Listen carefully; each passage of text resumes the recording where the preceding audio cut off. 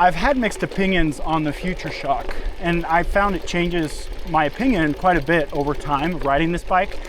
At first I was like, it doesn't really make a difference, like not necessary, you don't need the Future Shock. But I find that as I put more miles on it, it is nice to have. Like it's just that little bit of, extra that makes the ride so much more comfortable, safer. You get a lot more traction on the front. And over time, you're like, wow, I really actually enjoy the shock, especially when you shift back to like a fixed bike, like the Crux or something stiff to ride on the gravel. You really notice it. And you're like, wow, I didn't realize how much of the vibrations that Future Shock is picking up, but going back to a regular bike now is hard just because you get used to it for so long. So it's grown on me. I definitely say the Future Shock has grown on me over time. When I got this bike specifically, I was thinking about like being able to go down really rough surfaces and have the, shock soak up a lot of those rough gravel roads.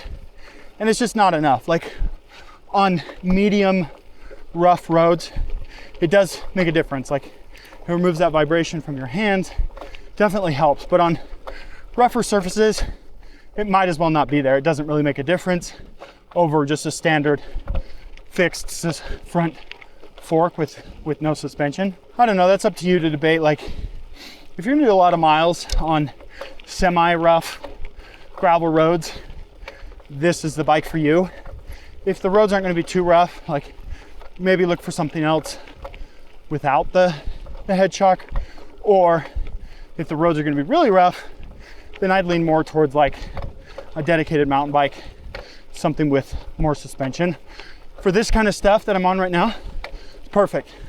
Soaks up the roughness, especially when I'm going down fast, like makes a big difference. But on rougher stuff, like the shock doesn't really make the difference. This is like a perfect example right here.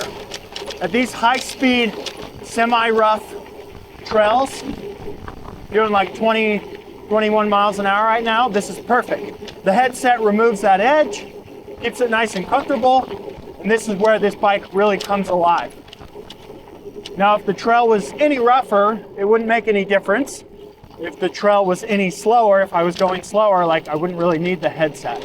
But on these spots where you are carrying a little bit of speed, there's some bumps, there's some rough sections, this definitely soaks all that up and makes it comfortable.